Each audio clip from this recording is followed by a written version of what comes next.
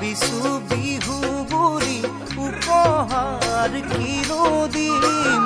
বাহাৰ বগাই বগাই কপৌ ফুল আনি দিম যদি দিয়ে নাচিব কেনে ভাল লাগিব এনে ভাল লাগিব মোৰ ঢোলৰ চাপৰত লাগি কঁকাল ভাগিব মোৰ ঢোলৰ চাপৰত লাগি কঁকাল ভাগিব